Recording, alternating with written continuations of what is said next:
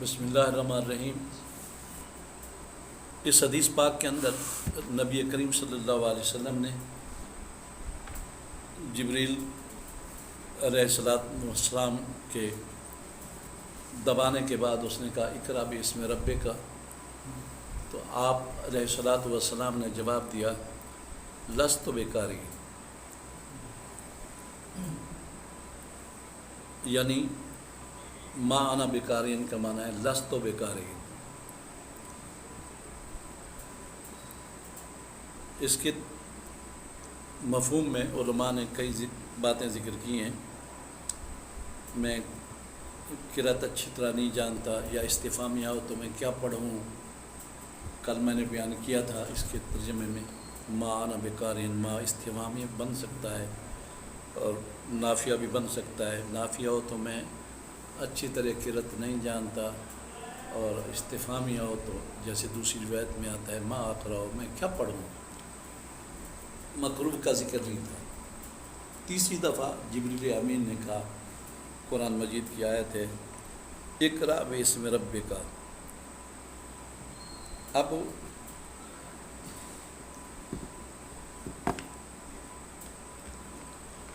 احناف نے اس آیت سے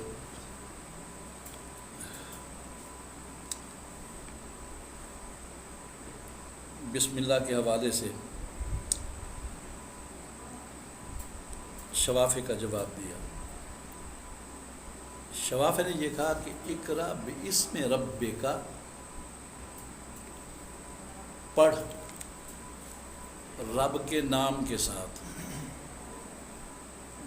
اسم ربک، اسم رب کا اسم کیا ہے، وہ بسم اللہ الرحمن الرحیم۔ تو انہوں نے یہ کہا کہ بسم اللہ کا گویا کہ امر ہے، مامور بہا ہے، لہٰذا سورۃ فاتحہ سے پہلے اور دیگر سورت سے پہلے بسم اللہ کا پڑھنا واجب ہے۔ بتایا نا امام شافعی کے نزدیک بسم اللہ الرحمن الرحیم ہر سورت کا جز ہے۔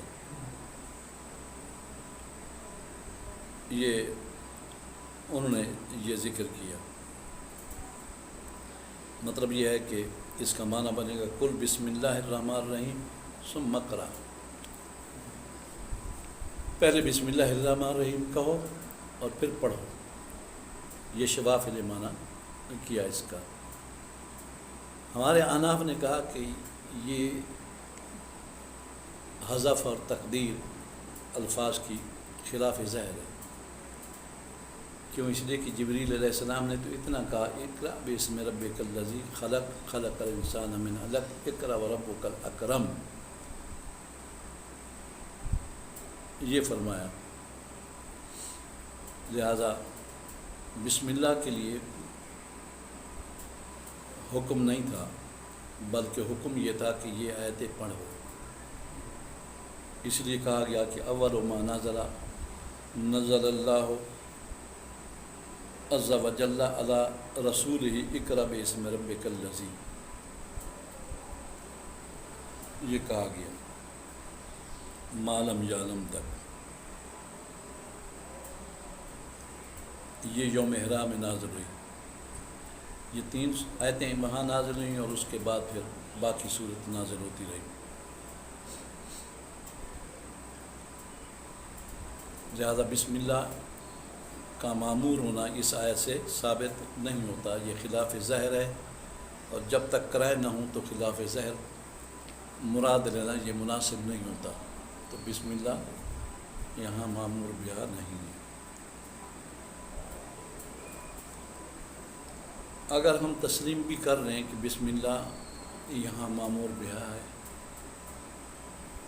تو یہ کہتے ہیں کہ ہم یہ نہیں مانتے کہ یہاں امر وجوب کے لیے ہے، ضمنی امر ہے، وجوب کے لیے ہے، استحباب کے لیے ہو سکتا ہے۔ تو ہم استحباب کا قول تو کرتے ہیں، ہم کہتے ہیں ہر صورت سے پہلے مستحب ہے بسم اللہ الرحمن الرحیم پڑھا جائے۔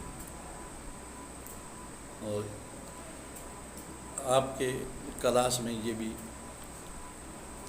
میں عرض کر دوں کہ ہمارے ائمہ میں ایک خامی، نقص آج کل یہ بھی ہے کہ امامت کراتے ہیں تو عموماً ثنا نہیں پڑھتے، اللہ اکبر کہتے ہیں نیت کرنے کے بعد اللہ اکبر، اور جاری قرأت سے زیادہ سمجھ آتا ہے، کیونکہ سری میں تو پتہ نہیں ہوتا کیا کر رہے ہیں امام صاحب، لیکن جاری قرأت میں آپ نے دیکھا ہوگا اللہ اکبر کے بعد سورہ فاتحہ شروع کر دیتے ہیں، اللہ اکبر الحمدللہ رب العالمین الرحمن الرحیم، مغرب کی نماز، عشاء کی نماز، صبح کی نماز میں شروع کر دیتے ہیں۔ تو سمجھ لیں اس امام صاحب نے ثنا نہیں پڑھی، حالانکہ ثنا کا پڑھنا، سبحانک اللہم کا پڑھنا مستحب ہے، اور اس کا بہت بڑا ثواب ہے، اس کو پڑھنا چاہیے۔ اور دوسرا یہ ہے کہ پہلی رکعت کے اندر اعوذ باللہ اور بسم اللہ بھی پڑھی جائے۔ تو یہ بسم اللہ پہلی رکعت میں تو پتہ نہیں کوئی پڑھتا ہوگا، لیکن دوسری اور تیسری، چوتھی اور چوتھی رکعت کے اندر سورۃ فاتحہ پڑھتے ہیں، لیکن بسم اللہ پڑھنے کا رواج نہیں ہے، تو وہاں بھی پڑھنا چاہیے، کیونکہ جب بھی کوئی سورت پڑھی جائے تو اس سے پہلے بسم اللہ پڑھ لی جائے، سوائے سورہ توبہ کے۔ تو یہ میں المیہ پیش کر رہا ہوں کہ ائمہ کا ایک جو رویہ ہے وہ ٹھیک نہیں ہے۔ یہ لکھ رہے ہیں کہ اللہ تعالیٰ نے فرمایا ربک الذی خلق، پھر فرمایا خلق الانسان، خلق ساری مخلوق کو کہتے ہیں، اس سے پھر تخصیص بعد تعمیم، خلق میں تو انسان آ گیا تھا، پھر فرمایا خلق الانسان، انسان کو پیدا کیا۔ یہ کہتا ہے اس سے اشارہ کیا کہ انسان اشرف المخلوقات ہے۔ پھر فرمایا علم الانسان،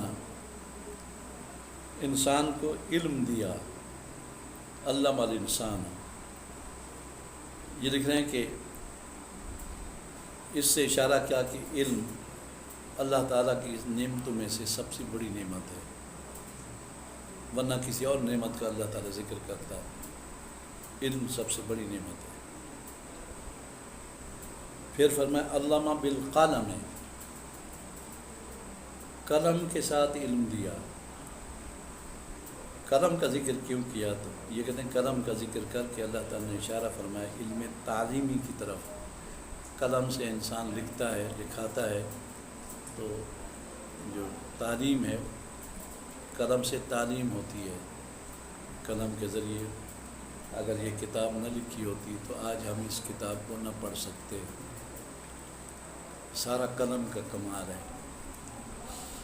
پوری دنیا میں جو لائبریریاں کتب سے بھری ہوئی ہیں، یہ سارا قلم کا کمال۔ علم الانسان ما لم یعلم، انسان کو وہ سکھایا جو وہ نہیں جانتا تھا۔ یہ لکھ رہے ہیں کہ مفسرین کہتے ہیں اس سے مراد علم لدنی ہے۔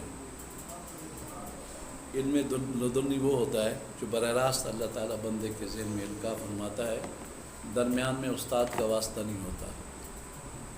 یہ علم لدنی علم وہبی ہوتا ہے۔ علم دو قسم کا ہوتا ہے، کسبی اور وہبی۔ اور مسئلہ یہ ہے کہ جو علم کسبی ہے وہ تو مسلوب نہیں ہوتا، سلب نہیں ہوتا اس کا، کیونکہ اللہ تعالیٰ کسی کے کسب کو ضائع نہیں کرتا، ان اللہ لا یضیع اجر المحسنین، کسی کے کسب اور محنت کو ضائع نہیں کرتا۔ اللہ تعالیٰ ہے وہ تو غلط امور کے لیے بھی کسب ہو تو وہ نتیجہ دیتا ہے۔ تو اب اگر کوئی علم حاصل کرے تو ایک ہے علم لدنی، علم الہی، علم وہبی۔ تو جو علم وہبی ہے اس کا سلب ممکن ہے، کیونکہ دینے والا دیتا ہے اور اس نے دے دیا، جس کو دیا اس نے محنت نہیں کی، بغیر محنت کے اس کو مل گیا۔ اب اگر اللہ تبارک و تعالیٰ چاہے تو اس کا علم ختم بھی ہو سکتا ہے، مسلوب بھی ہو سکتا ہے۔ یہ آخری جملہ میں نے اس لیے ذکر کیا ہے کہ میں اور میرے استاد حضرت علامہ مولانا تامل بندیالوی رحمۃ اللہ تعالی علیہ بعض آستانوں پر پڑھاتے رہے. میرے ساتھ بھی یہ ہوا اور ان کے ساتھ بھی یہ ہوا. وہ بیان کرتے تھے کہ آستانوں کے جو سجادہ نشین تھے وہ جب ناراض ہوتے تھے تو وہ کہتے تھے میں بد دعا کروں گا تو اس کا علم اللہ تعالیٰ اس سے چھین لے گا. تو پھر وہ دعا کرتے تھے, پنجابی کے لفظ میں کہتے یا اللہ اس کا علم چھین لے. تو استاد عطا محمد صاحب فرماتے تھے کہ میں نے محنت کر کے پڑھا ہے, اللہ تعالیٰ نے مجھے توفیق دی, میں نے اتصال استادوں کے سامنے دوزانوں بیٹھ کر علم حاصل کیا. تو یہ کیسے ہو سکتا ہے کہ پیر صاحب کہیں کہ اس سے علم چھین لو, ناراض ہو گئے پیر صاحب, تو خدا اس کتابیں تو نہیں ہے نا, کچھ بھی نہیں ہوا. اسی طرح میرے ساتھ بھی ہوا. تو علم لدنی ہو تو وہ مسلوب ہو سکتا ہے کسی کی بد دعا سے, اگر وہ بھی بد دعا کرنے والا اس مرتبے کا آدمی ہو کہ اس کی بد دعا اللہ تعالیٰ سنتا ہو, ورنہ بڑا مشکل ہے. اس بحث سے